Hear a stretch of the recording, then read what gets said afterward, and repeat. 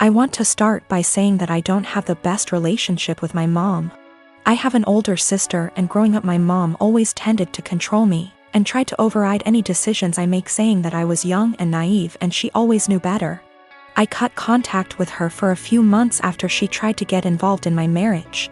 My husband and I've been together for 3 years, and he has always been telling me to be more gentle with my mom. I had a miscarriage a few days ago. It's devastating and I really thought it'll get easier, but I'm still feeling excruciating pain and frustration. We were happy and excited, but all that disappeared suddenly, and it was hard for me to take because I thought everything was fine. I didn't tell anyone, especially since I'm currently dealing with some health issues. I didn't tell anyone in the family. My husband promised not to tell until I'm ready. My mom kept asking me questions and brought up my pregnancy constantly, and my answers were short. Because I didn't want her to know, since she'd call everybody and let them know. She's always like this, that's why I tend to keep things private. I decided to not visit for a couple of days, hoping she'd stop asking questions. Then I found out on FB that my mom announced my miscarriage on her page, and I didn't know about that. I was shocked. I freaked out when I started getting calls from family members, and I have no idea how many people knew about it. I was so mad to the point of shaking. Everyone kept berating me for not telling them. I called my mom and I yelled at her. She defended herself, saying that she was just looking for support and that I should have told her about it first time she asked what was wrong. I asked her who told her, and she said she had a talk with my doctor, but I shouldn't be mad because she's my mom and she had the right to know what's going on. I argued with her about getting involved in my personal life and disregarding my feelings and cutting me off guard like that. I went to the doctor and I lashed out at her for releasing my private medical information to my mom and causing me to deal with everyone asking why I was hiding my miscarriage from them, even though I was just waiting for the right time. I told my doctor that I was going to file a complaint against her the same day, since she didn't respect my privacy, and decided to give my mom information about my medical records. My mom heard and started berating me, saying it wasn't the doctor's fault and that she was a friend of hers she knew years ago, but I didn't know about it. She said that I went too far and acted like my family were strangers. She said that she's my mom and I didn't need to overreact like that. All I needed was time and space. Now I have to deal with all this stress and I'm a mess right now. My brother texted me a few minutes ago and said he wants to come over and talk to me. He was the first to call me and berated me and said that I was being hostile towards everyone for no reason. I haven't replied to his text yet, but I don't want to see anyone right now. I can't take one more word from them. I am a 25-year-old male on a lakeside property that was legally and officially given to me by my parents. I have been living here for 6 years and have some great neighbors along with some not so great ones.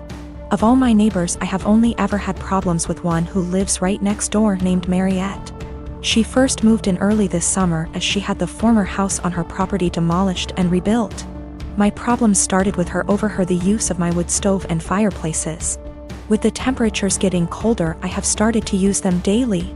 My house is not equipped with any form of heating outside of the wood stove and a fireplace. This means that from fall until spring I will constantly have them going to keep my place warm. My family never outfitted the home with anything better because it was for weekend trips and we would winterize and leave it when things got cold. My parents thought of adding oil heating when I moved in, however I opposed it because it was a waste of money and didn't mind splitting logs. 5 days ago, after having received my shipment of logs for the fall, I was approached by my neighbor Mariette. She came around asking for my parents, to which I said that they don't live here and that I am the homeowner. She didn't believe me and said that I was too young to be a homeowner before leaving. Later that day I heard a knock at my door and thought it was my girlfriend, so I gave my usual greeting of "Hey, sweet cheeks," while opening the door. Unfortunately, it was not her and was Mariette again, so I apologized quickly and asked what she wanted. Once again she wanted to speak with my parents, to which in a more stern tone said that I was the homeowner. This time she finally got it and said that I am violating HOA policy by using wood-burning fireplaces indoors and outdoors. In response, I said that as new as the house looks I am not a member of the group and that the town permits fireplaces and burning yard waste. She then went on to ask why I even needed them, because they do nothing but harm the environment. I went on to explain that while the house exterior looks new, the house actually has been around since 1930 and still uses a wood stove and fireplace heating. She didn't believe me yet again and said she would be back with an inspector. Yesterday once again she came with another person who introduced themselves as an HOA inspector. They tried to talk about my fireplaces, but I shut them down immediately and said that I am not a member of their group. The guy then tried to lie by saying that the HOA is in control of all the properties in the area. I immediately called him out on the lie and said that he is either lazy or a moron for not knowing that I am not with them. We went back and forth one more time before I told them I will not listen to them and to stuff it and leave. My mother is disabled due to a neurological disease. She was diagnosed in her late 30s, and I remember that she was sick and needed help.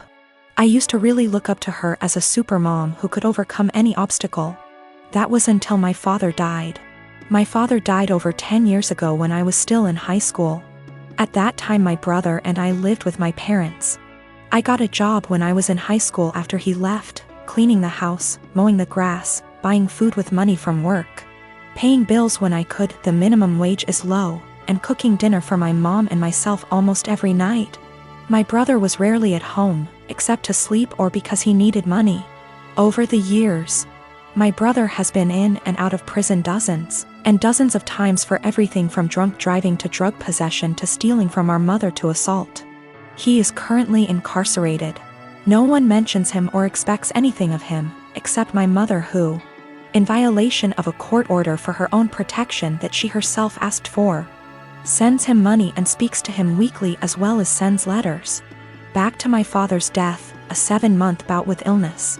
Almost 2 years after my father's death, I graduated from high school and went to college out of state.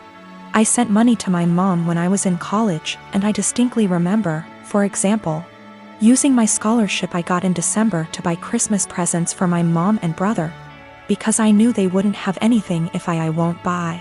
No one reciprocated, but I did not expect this. To be honest, I didn't care either until it became the norm over the next decade.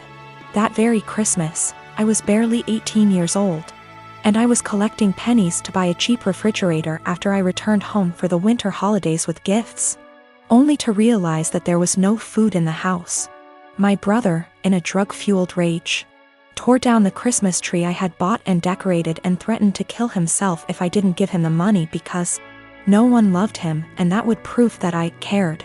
It is important to note that even during this time, my mother continued to let my brother, who became a criminal, back to the house. I'll try to skip my college and graduate years, but suffice it to say that I met my current husband and spent less and less time at home. When I was at home or when my husband and I were visiting, it was like this: clean my mom's house, buy mom food, cook for mom, take care of my mom. I was and remain very firm with my mother that I would not let my brother in my life as he threatened to kill me over the prescription cough syrup, threw me down the stairs and broke down the door to get to me, and some of the money I had at the time. I have no doubt that he will try to harm my child, my husband or me in order to get what he wants. He told me he would find me and he would teach me a lesson for his perception that I wronged him for not giving him money. And I have zero contact with him. I have blocked all numbers that have anything to do with him, including friends he calls from outside the prison. P.S. My mother let him take my number from her phone. I told my mom for years that I didn't want to have my brother in my life until he stopped using drugs for at least 1 year. To date, he is unable to do so. He stole tens of thousands of dollars from her. She always says she won't let him back into her house, but she eventually forgives him and the cycle repeats. The next year, when he was released again, she told me in no uncertain terms that he would not live with her, but admits that she keeps in touch, sends him money, and thinks it is the devil in him that makes him addicted. He will return. I offered to help my mom move closer to me since I live in many states. My husband and I even asked the realtor to come out and start the process of registering our house so we could find a house with space for my mom. My only stipulation was that she not drag my brother into my son's life. She categorically refused. She also refused to go to nursing homes, despite the fact that I went to her of my own free will and received excellent recommendations from her doctors. Now that she had surgery this week, my family is out of the slums. To be honest, I'm outraged by this. I had people who couldn't even send me a mutual Christmas card and told me that I was neglecting my mother, refusing to take time off from work and go to her place to take care of her. They don't care that I don't have days off and that I will most likely lose my job. One even stated that I wouldn't put groceries on my desk. I wouldn't work for such an employer. It's easy to say those words, but say it to my hungry baby. They said, "Who do you think took care of you as a baby?" And frankly, it hurts me. Sometimes you have to learn how to deal with life.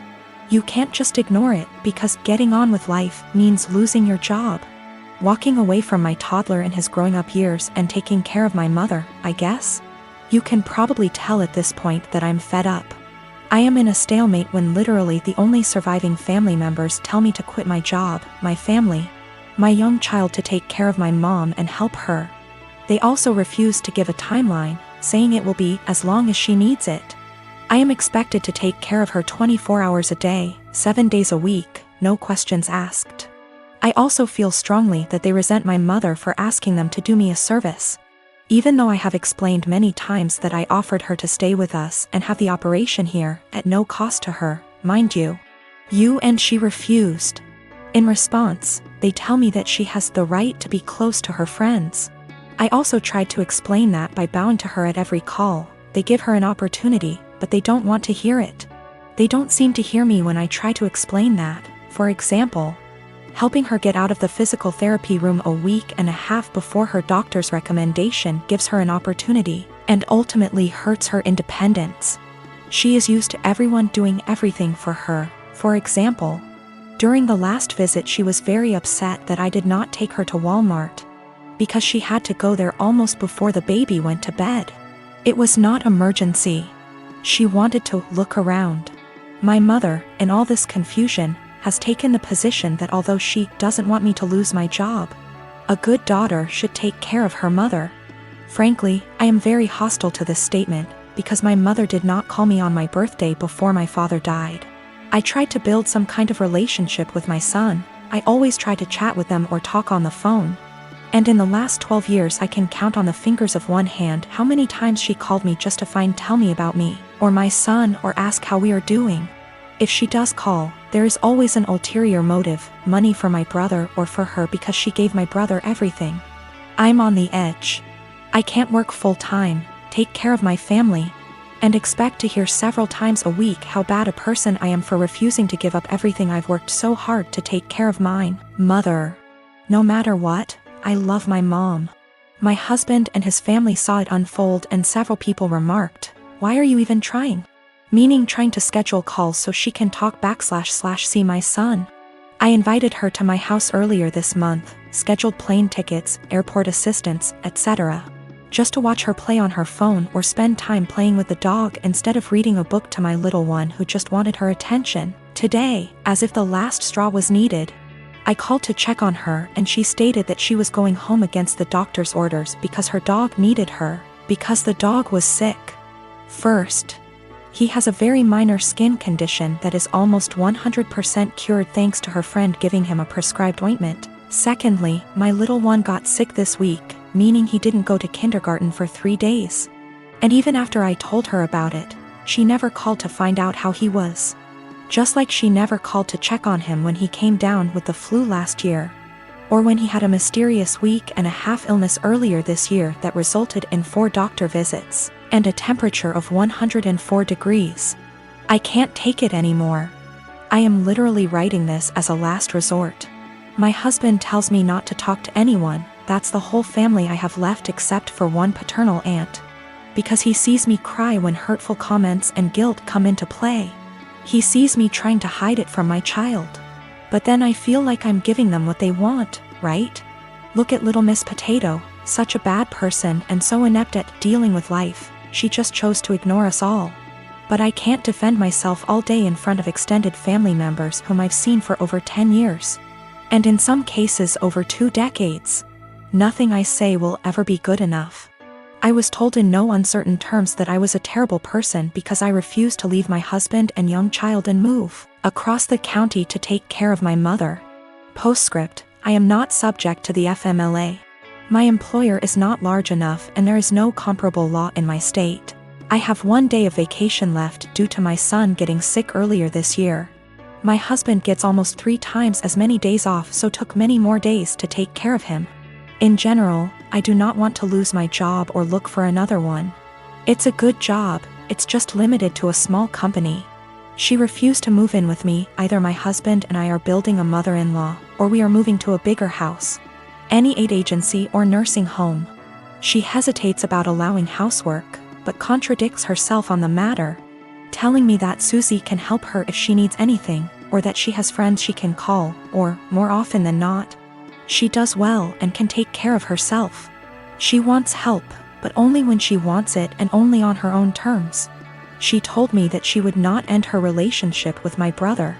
I managed to get her to agree to a consultation after my brother attacked her, stole her car and pawned all her appliances. She moved to a domestic violence shelter but declined to press charges. This happened when I was 7 months pregnant, and when I refused to drive 20+ hours in a car. I was told essentially the same thing that I am being accused of now. She justifies my brother's behavior. He hooked up with the devil, and he can't leave him. I've talked to the Adult Protective Services counselors, and it all comes down to the fact that she's an adult. She can make her own decisions. Her doctors, although they seem to agree that she may need help taking care of herself, refuse to state that she is unable to take care of herself. For the past 5 years, I've volunteered for a mental health hotline. I'm deeply passionate about the hotline's work, and I've devoted huge amounts of time and energy to answering calls, training new volunteers, and fundraising. I've become close friends with many of the people I volunteer with, and I get a lot of joy out of helping people who don't have a lot of other support in their lives. I love this organization. I can't imagine my life without it. Today, the head of the organization sent out an email announcing that they've hired a new volunteer coordinator. The girl who relentlessly bullied me in high school and made my life a living hell. I was completely blindsided. I moved across the continent after graduating from high school, and I have no idea how or when this girl moved to my city. I doubt she applied for this job to deliberately antagonize me, since we've had no contact since graduation and all volunteers are anonymous. So it's just a terrible coincidence. But it still means I'm going to have to be working with a person who was unbelievably cruel to me. I really don't know what to do. Obviously, all of this was a long time ago, and it's possible she's cleaned up her act since high school. But I still hate the idea of even being in the same room as this girl. I've had her blocked on every platform for, wow, over a decade now. It looks like my only options are to A, tough it out and deal with this person coming back into my life, or B, quit the hotline after 5 years of service. I went for my regularly scheduled afternoon shift at the hotline, and the girl just happened to be there for some kind of orientation. I wasn't expecting her to be there, so I initially just kept my head down and ignored her. A little while into the shift, she came over to introduce herself, and genuinely didn't seem to recognize me. I've cut my hair and gotten glasses since high school, so that could have been it. It was a very brief interaction, and I didn't say anything to her in return, just nodded and smiled. After she left, I asked my shift supervisor if I could speak with her privately. I followed some of the advice here, just letting her know that I have a history with this person and I'm not comfortable working with her directly. The shift supervisor was very understanding and said that she could arrange for me to only serve shifts when the girl isn't supervising. She also offered to let me schedule my shifts through her instead of through the girl, which I appreciated. Unfortunately, it seems like there will be an unavoidable level of casual interaction, given that the girl is working in the facility on a full-time, 9-to-5 basis. I think I'll be able to stick it out for now, but we'll see. The shift supervisor did ask me what I wanted to tell the girl. Vis-a-vis an excuse for my not wanting to be on shift with her, but I couldn't think of anything to say. So I left it up to her.